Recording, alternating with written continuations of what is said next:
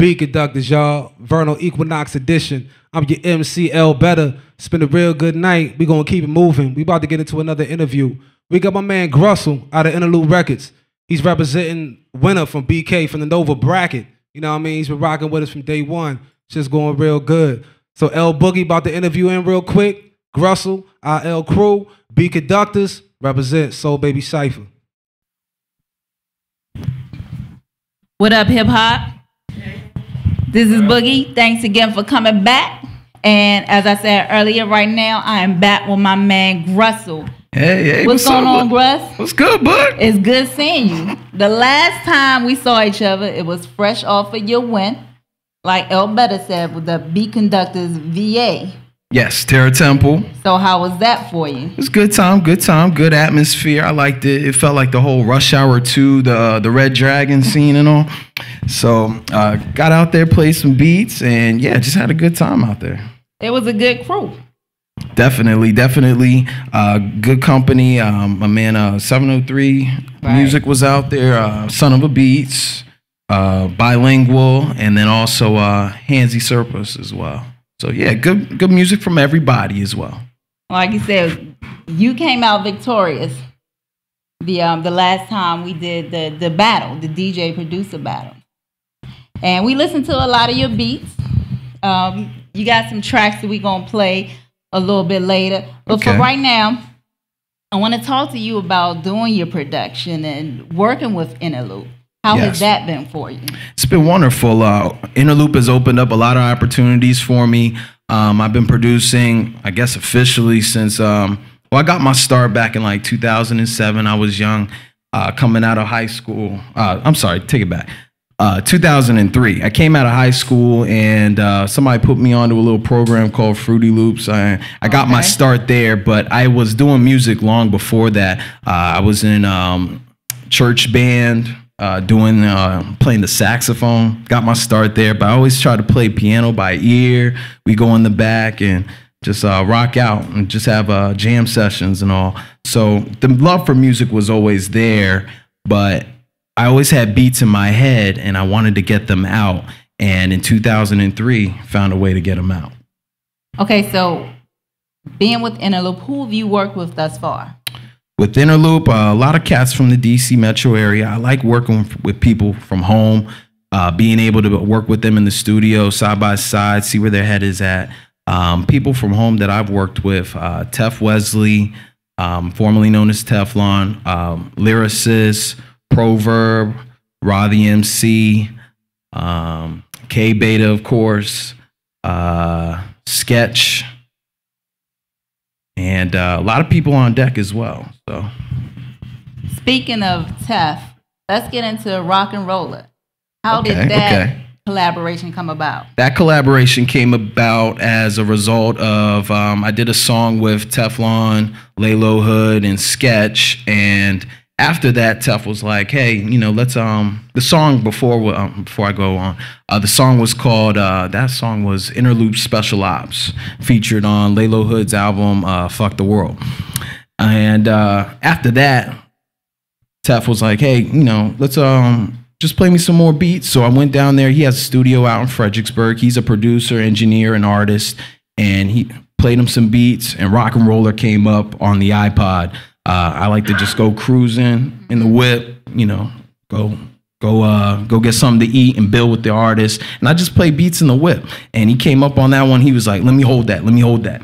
So I was like, all right. And he came back. He got Muggsy Malone on it. I had already worked with Muggsy and done a record with him back in 2009. And he also threw Bear Witness on it, who he had a relationship with. And Bear's a beast, if you've ever heard of him.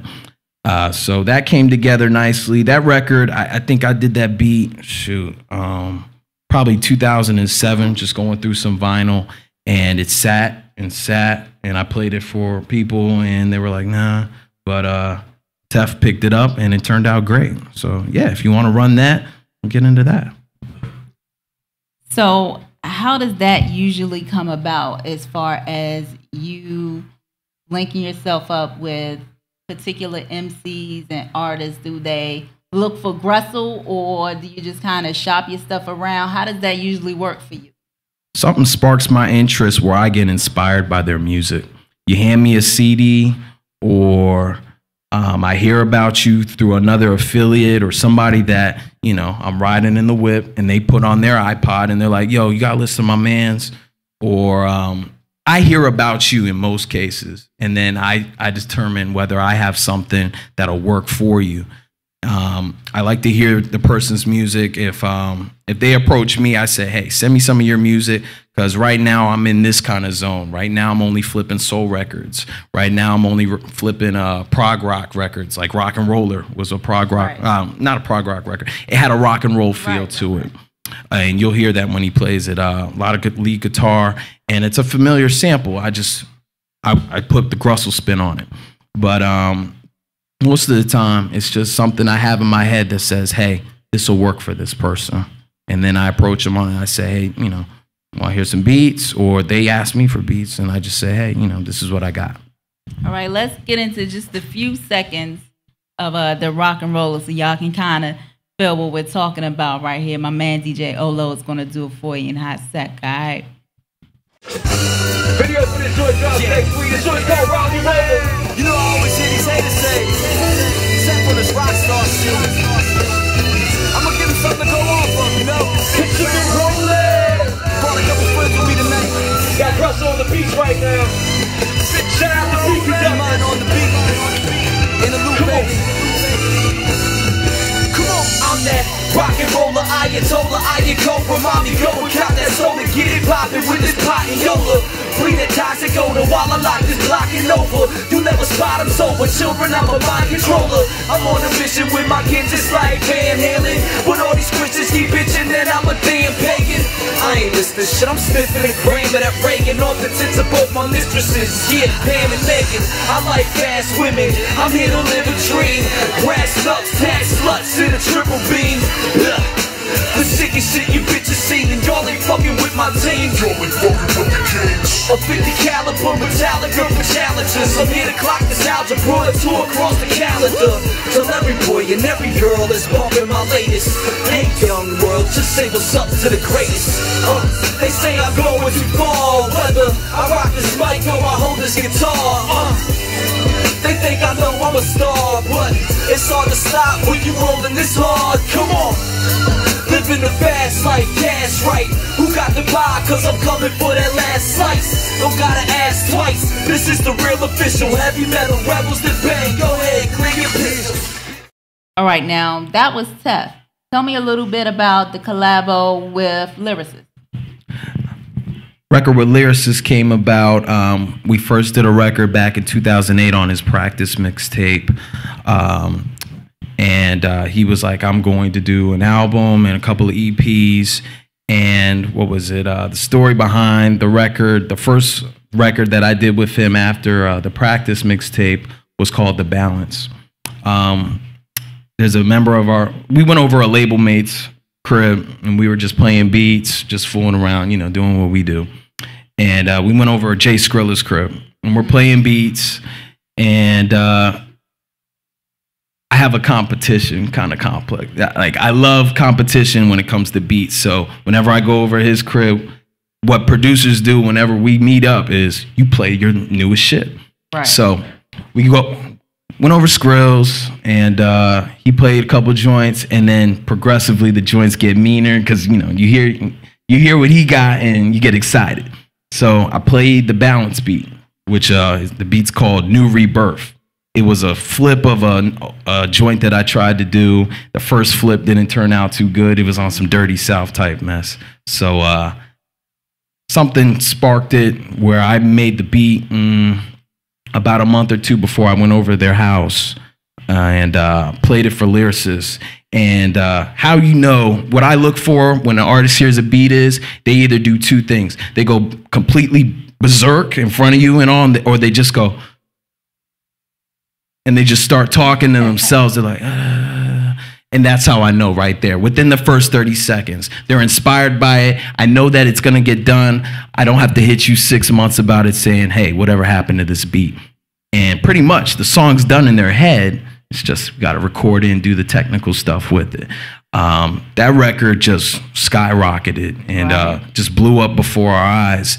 What was it? Around Thanksgiving, I was coming back from New York from a family trip up there, and I get a text from Lyricist, and he's like, so Primo heard the record. And I was like, DJ Premier heard the record? And I had just woken up from sleeping in the car. I was like, stop playing. And he said, no, check Twitter. And someone on Twitter who follows Lyricist hit Premier up and said, you need to hear this record. And then Premier hit Lyricist up and said, don't bullshit me. Send me the record, but it better be hot. And Lyricist is like, promise, I'm not wasting your time. And then Primo tweeted back, I'm playing your record on Live from Headquarters. And I said, well, that's crazy. And that's big shit right there. That was crazy for me because I'm a person, I started out, like when I was 13, 14, I was doing pause tapes, trying to loop beats off the radio from Alizé during their mix, and I'd try and catch the last couple seconds on the end of a beat before a transition in the commercial and the ads and all like that. And I was like, well, I can get this part and loop that and put that on deck one and then record that, play that, go back. And then I would spend hours after school just looping up beats. And that was the beginning right there. So for me to loop up Primo beats when I was little and then have him play a record later, it's just like, wow, just seeing stuff come full circle. So that was a great highlight for me last year. And he didn't just play the record, he played the record the week after, and the week after that, he opened up the show with the record. And it was just it was a blessing for real. How surprising was that for you? I mean, because that's a big deal. That's a major It was extremely surprising for me because I was just like, well, it wasn't so much that Primo played it because he's played stuff from Interloop before. He's played Skrilla's records. So I'm like, well, maybe Skrilla played him something or he got word from that. He made that happen. But a fan made him play the record. And a fan initiated it. So that's what was surprising. And it happened on Twitter on a whim. And the fact that he became a fan and he was feeling it. That's big shit. Matter of fact, let's get ready to get into that balance right now. We're going to give you a little bit of that. Olo.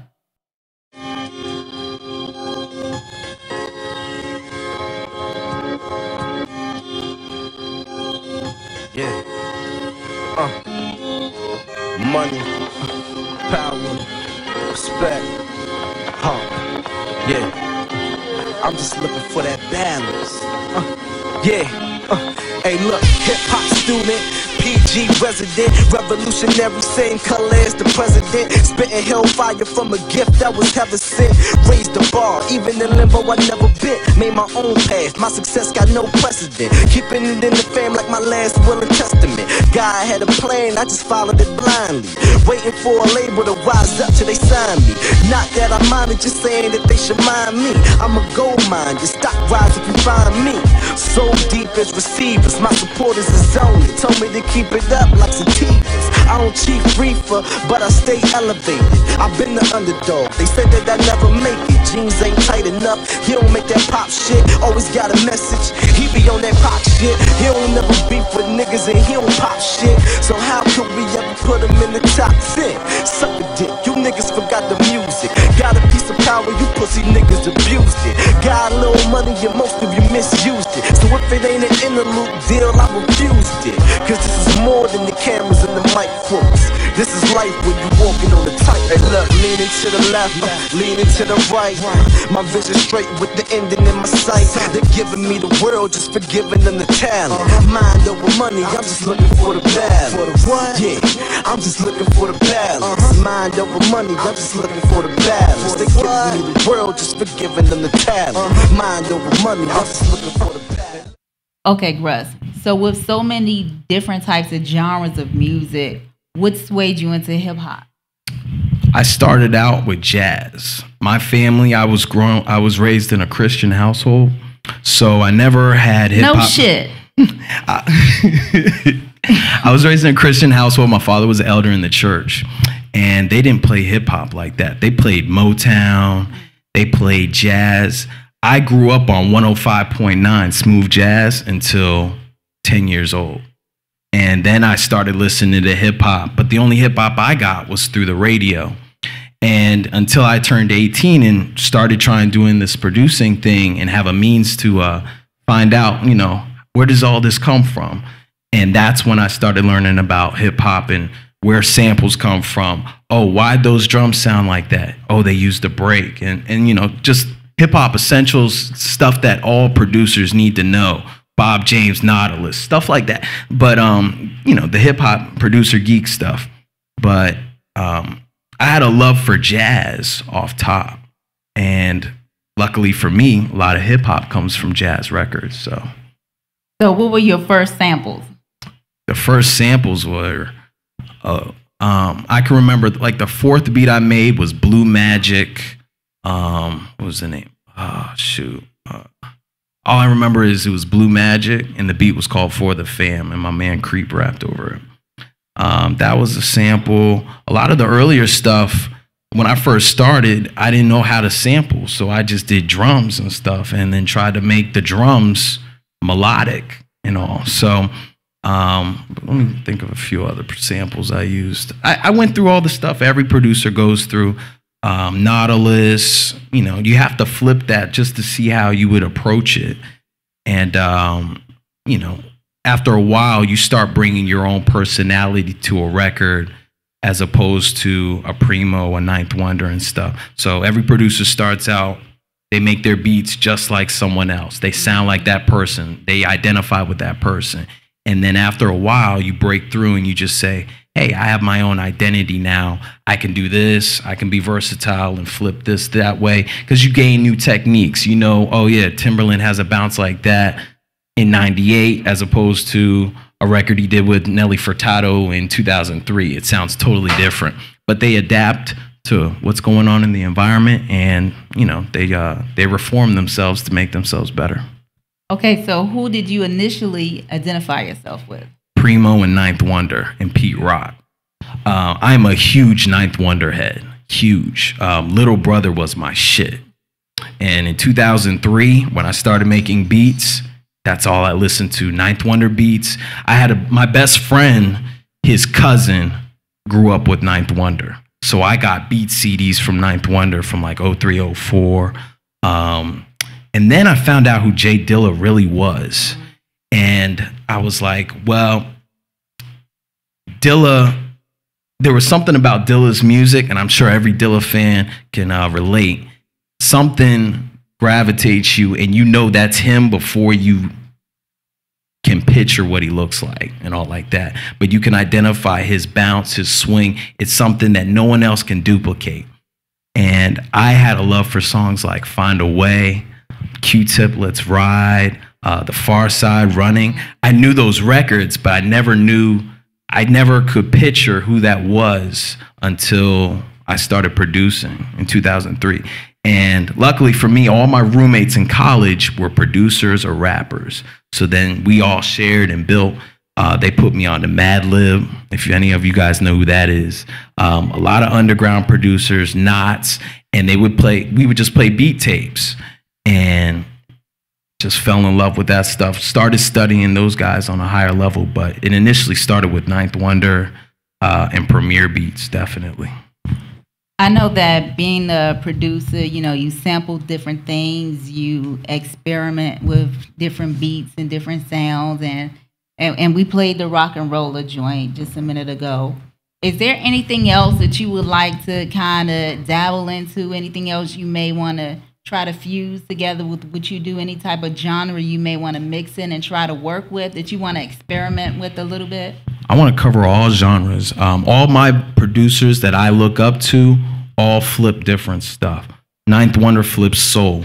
Dilla flipped prog rock and roll records and just unordinary records that you wouldn't think to flip. When you hear the record, you're like, I can't do anything with this. He did something crazy with it.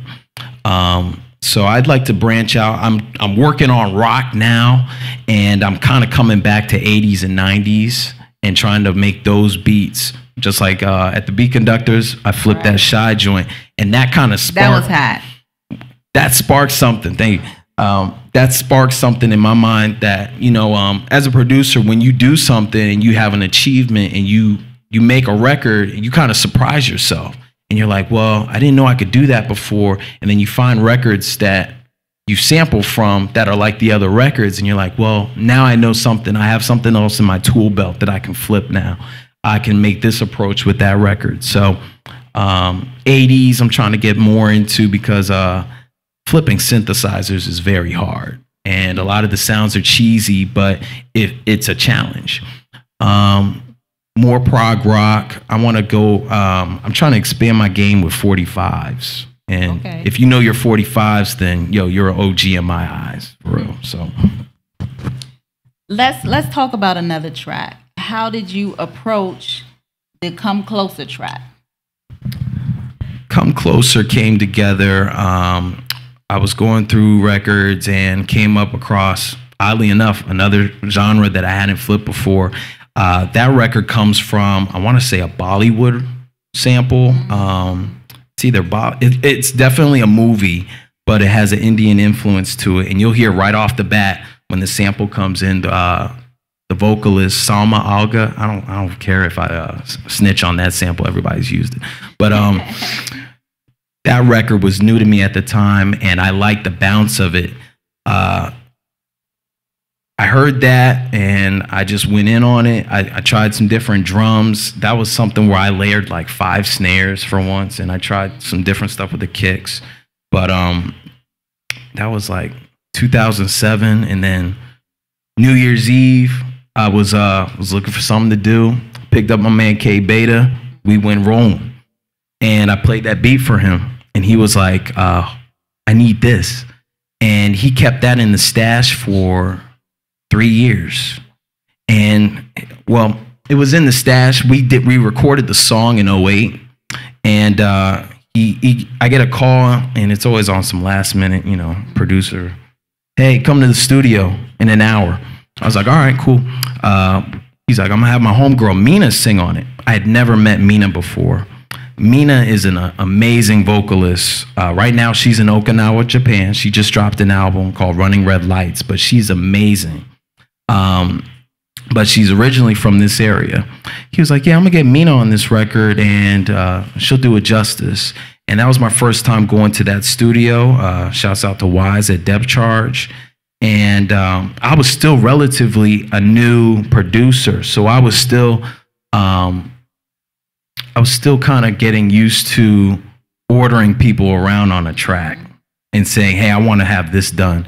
And really, the track came together because of the people that were involved. They knew exactly what to do. Mina came in there and laid all the hooks and stacked it perfectly with the melody and the harmony. And I think she brought the record to life, but K Beta definitely did his thing on it as well. So that record was done like 2008, and then sat until Inglorious Beta dropped in 2010 on April Fool's Day. And it was the first single. And got a lot of love, got play on AOL radio. And that was the first time I got exposure for being on a record as a producer. And it was great. And it was hot. And let's get into a little bit of that now. DJ Olo. Yeah, I seen you, man. I mean, it's like, as long as it's been another thing, move on.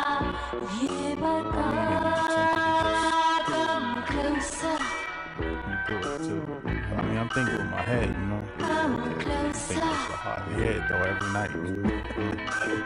Let's say it. Less than a little bit left, yet and still the smell of cinnamon on his breath gets real inviting. Fingernail biting, fighting temptation, insecurity. He ain't sure to be as willing as he once was when he was hers. She don't know what he wants. She used to be able to read his mind with a silent gaze into his eyes.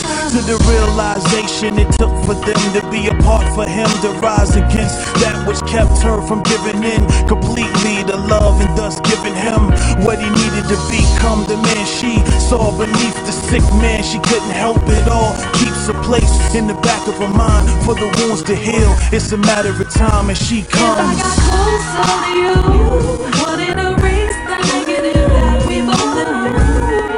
As I reminisce over the times when you got a bit to me, baby, can we maybe get back some?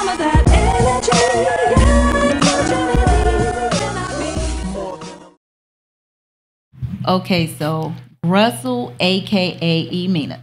E minor. E minor. Let's talk about the difference.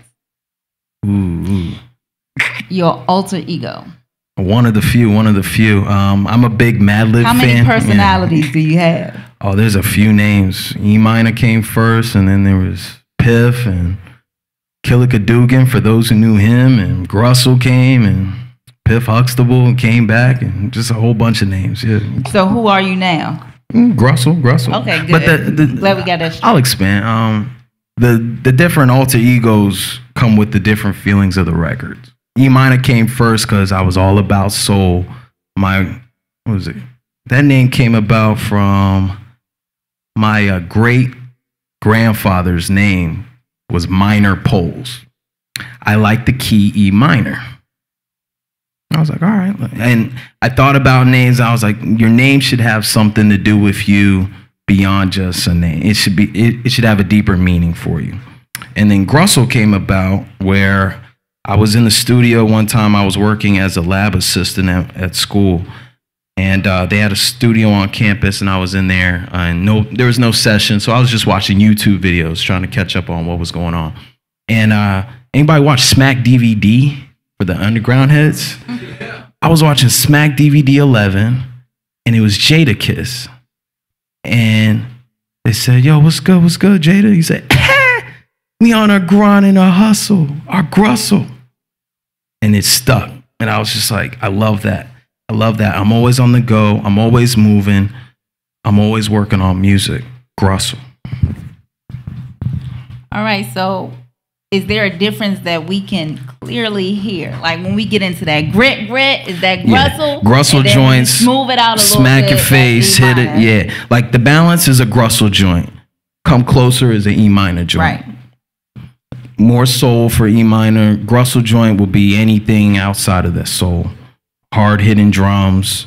Well, I kind of have that with both, but Grussle definitely is going to be a grimier sample, hard hitting.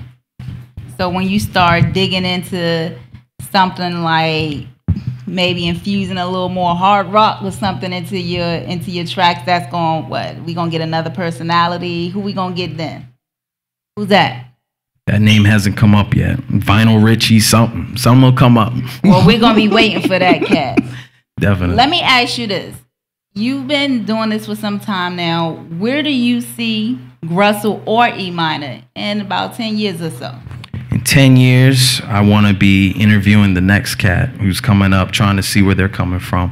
But really, I want to be able to say that I have a catalog that's representative of the music that I love, and that I got to work with some of the greatest people in this genre and get the respect from those people. So with Premier showing love to the record, that right there is off to a great start, I feel. And just being able to get that respect from other producers. Yeah, most of the records that I've done, I didn't get money for them. So it's just like, if you don't love this at the end of the day, I read that Ski Beats said, he said, just do it for the love, and everything else will fall into place. And yeah, I put in like 4 years worth of work, and I didn't get a placement or anything like that. And a record that I did at home got played on XM. So I was happy for that. And yeah, I'm gonna just continue that mindset for the next 10 years. I definitely with this music. So who do you want to work with that you haven't worked with already? Who's that one, two, or whomever that you say, you know, if I can just hook up with that cat right there. If I as an artist or a producer, because I would like to sit under another. Definitely, as artists go, I want to work with Rock Marciano. I love Rock Marciano. He was playing the UN record earlier, Nothing Lesser with Pete Rock. I love that record. I used to play that hours on end when I was 16. But Rock Marciano, Elzai, Raekwon, my mind draws a blank. But yeah, the MCs that fall in that caliber. A Lupe Fiasco, I would do a record with him. Definitely like Nas. The people that I listen to on my iPod that I have love for. And yeah, just those type of MCs. Lyrical, anybody who's just extremely lyrical, I would want to work with. Okay, Gruss. So we are here for the DJ and producer battle. Like Yes, I said indeed. before, you've already took home the ring for that one, the first one. What advice would you give to these producers that's doing it this time on this circuit? Play the heat. Play your best track every round. One of my first battles, I played a record and it didn't get the response that I thought it would off top. And I walked away from the battle and I said, that wasn't even my best beat. Like, I have like 3 other beats. Here's the thing. The crowd will never hear that. They'll never know unless you play it. So just play the heat off top. And you got to come to a battle with the mindset that I can't bring just 2 beats that are hot and the rest are just throwaways. I have to play 10 beats that'll win a battle against anybody at any time. So that's the advice I would give, and it works. That's probably the best advice you can give right there either way. Thank you, Gruss, for coming out. Thank you for having me. Thanks out to Beat Conductors. And yeah, we'll see you soon. Stay tuned. We got Cartier coming up next, y'all. Beat Conductors, baby. That's what I'm talking about, man. DMV, DC, Maryland, and Virginia. It's the MD bracket. We just had the TV Lounge Series with Grussle and L Boogie. So we got doing our Q&A real quick right now. We got 3 people up. I want y'all to come to the mic, state your name, where you from, and your question. It's Cake Mix from Northeast. I just want to ask you, you mentioned earlier the MPC. What was your first sampling device? You mentioned using tape when you was a youngster, but what else? Yeah, the pause tapes is where I got my start, and first sampler I had was an MPC 2500. Yeah, beat that thing to death. I haven't had it that long, but I didn't get it wasn't the first thing that I started making beats with. I started making beats on FL Studio because I was broke, and then I got a job, and my first tax refund went to buying the whole thing. Went to buying the 2500, and then I got a 2000 XL after that. Taco, motherfucking Pete, nice to meet you. Shout out to B Conductors. My question is, dealing with the industry that we're dealing with right now, which is like harder to get in than a 64-year-old man on Viagra. What is the biggest part? What would you tell a coming out MC on his first try and get everything together? I would say the new MCs coming up is hang out with MCs that are better than you and in a position that you would see yourself in 5 years. I hung out with producers like Skrilla, Odyssey. I met Kev Brown 2 years ago. People that I looked up to locally on a level that I could be able to say, hey, and reach out to them and say, you know, what'd you do here? Or at least be able to sit and watch them and analyze what they're doing in the studio and outside the studio. So I would take the same concept with an MC and say, what are they doing here? And being able to build with them, not just on some music stuff, just see where they are as a person and just say, hey, you know, I'm on the come up, or just be able to watch what they're doing. But at least a proximity, start at home. And then there's always people that know people. And the connections reach further than you know, especially with Facebook and everything now. But if you start at home, you'll find people that are doing stuff that they're in a position where you want to be.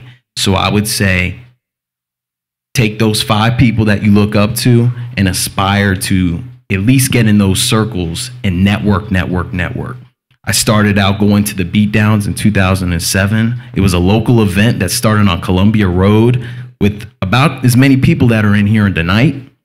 And from there, I met all the producers that I just named by going to that event, because they would show up and play beats. And I would just watch them, and I'd just say, okay, he's doing this, he's doing that. He's taking this approach with that. Oh, and then I'd leave with, how'd he do that? And then leave with that and sit home and let that meal in my head. So with MCs, go to shows, build with people, meet producers, meet other MCs, and in every environment, everybody who's in this game knows each other. If you speak on it, they'll know about it. The people that are really on that level, everybody knows everybody. So yeah. What's up, Grussle? What's going Sour on, man? Music. Competing here today. What's up? I probably gave the beat conductors the challenge you guys, the VA bracket, like an extra 100 views because I was just studying that joint just to get my mind right for this one. Like, so my question is, like, what was your mindset going into the battle? You know, like, what were you thinking, like, when you got here, like, you know? Definitely. When I came to the battle, I had only heard of the one other producer that was there, and I tried to do my homework on him. Luckily, beat conductors showed a couple of a couple of segments on some of the other producers, but I tried to do my homework on people. I try and see what they sample and what they flip, and okay, how do their drums hit? What kind of bounces are they versatile? And what could they pull on me that if I didn't have a beat that was something on the side that I could pull this out and be able to conquer? But just came inside the mindset with, came inside there with a mindset of confidence and just say, hey, I'm gonna play the best stuff that I have. Win or lose, I'm going home better than I did when I came. Dope. Y'all give it up for Grussle, y'all. That's what I'm talking about. VA in the building. V, baby. Y'all give it up for yourselves. Y'all hanging out with us. We appreciate that, man. Like we were saying all night, this is the Beat Conductors Vernal Equinox Edition. We got a battle going on this evening for the MD bracket. And we representing right now. We about to get into my man Cartier. Hot little performance he got lined up for us. Stay tuned. Keep rocking with us. Beat Conductors, y'all. Peace.